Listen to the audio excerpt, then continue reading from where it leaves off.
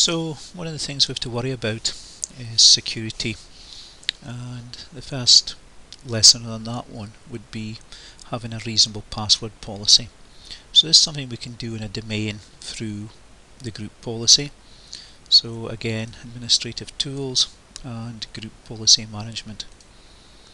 And we have previously added a group policy that stopped the Mr. Men accessing the control panel. But we're going to put this one quite high up. We're going to put it up at domain level, and I'm going to call it password policy.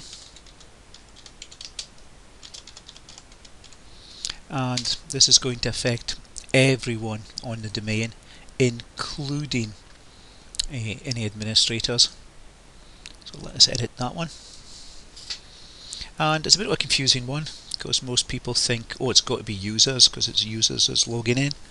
But strangely no, it's a computer configuration because that's what's going to get locked out of the system there. So we'll open up this, I'll give myself a bit of space. We'll open up policies. It's a Windows setting, and it's a security setting, and it's all got to do with accounts. So what you'll find, there's two areas in here we want. The first one we'll go for is the password policy, and of the settings that are there, we're only going to use 5 of them. The one we're not going to touch is the reversible encryption. Reversible encryption lessens your security, and that's not what we want to do.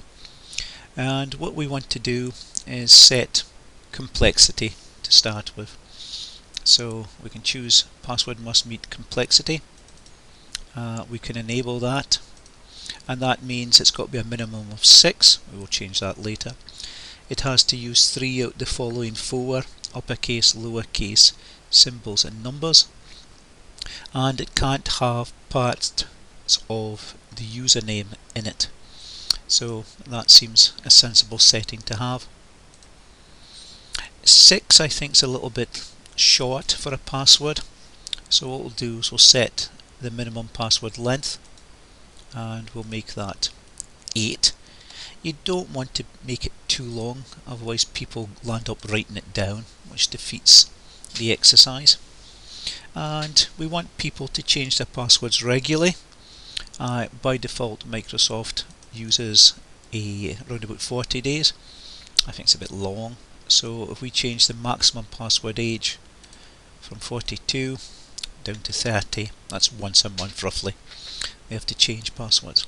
And when we do this, Microsoft recommends a minimum password age of 29 days, which means people couldn't change their password for 29 days after they change it. And that's a little bit strange.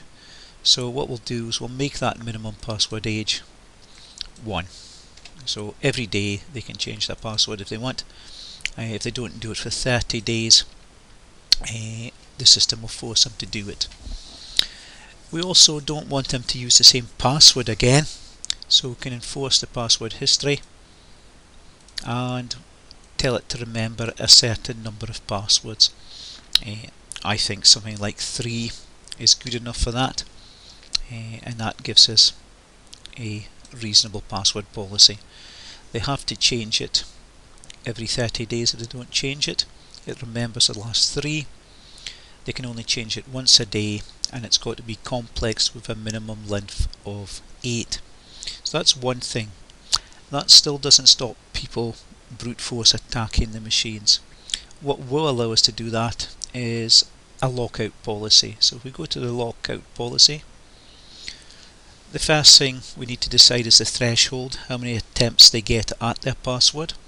So we'll go for the lockout threshold, and we will say after 3 login attempts it will lock them out.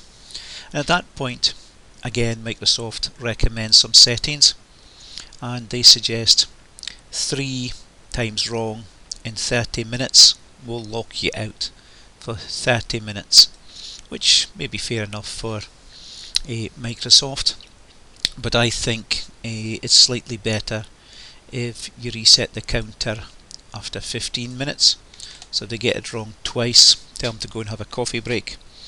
When they come back after 15 minutes they can try twice more. And then if they do get it wrong, lock them out for 30 minutes. Seems a reasonable length of time, so we will leave it at that one. So that gives us a password policy and a lockout policy to avoid brute force attacks. So we can close that one down, and there it is there.